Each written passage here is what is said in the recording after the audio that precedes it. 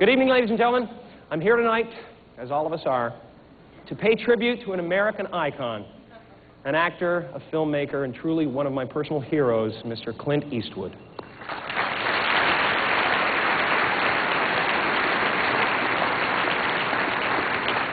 I'm also here because the AFI is paying me $20,003,003, making me the highest paid megalomaniacal boy king in all of Babylon.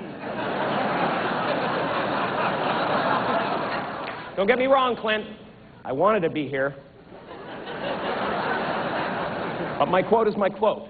If I lower it for you, I have to do it for everybody. That's all.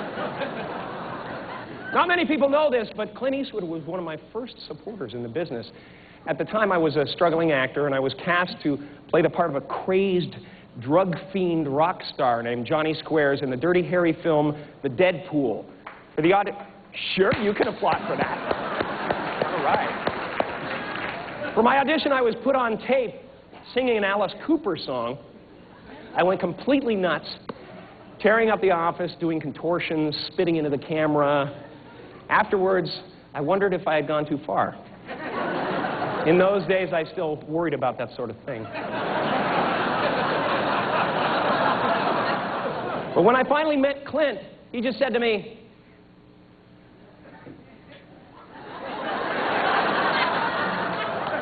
"I love that tape. And I show it to all my friends." Naturally, I was elated. I wanted to do the best possible job that I could do for this man. You know, the first day of shooting, I showed up with all these wild ideas. I said, I have a ton of ideas that I want to try out, Mr. Eastwood, if you don't mind. You know, I was expecting a little bit of resistance. But Clint just looked at me, then looked at the producer, David Valdez, and said, "Well, maybe we'll just turn the camera on and let him go."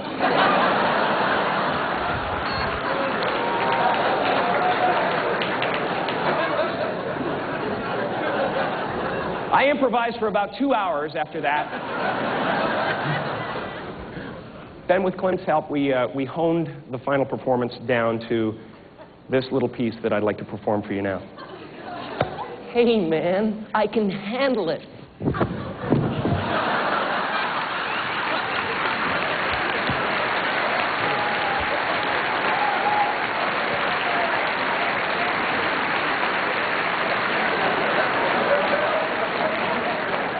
I was a tad over-prepared that day. But that was only because I was working with a legend, someone whose movies I had admired for years. Every guy in this audience, though, at one time or another, has lived vicariously through Clint Eastwood and his mythological characters. He's our equalizer. He's the one who could settle the score for us. The man that every man would love to be. When a bully was pursuing you and pushing you around in the schoolyard, you'd think to yourself, wow, there's just no justice. Then you'd see a Clint Eastwood movie, and you'd realize that that bully grows up to become the guy who gets his butt kicked by the man with no name. You know? It's our salvation. I don't know if they meant this.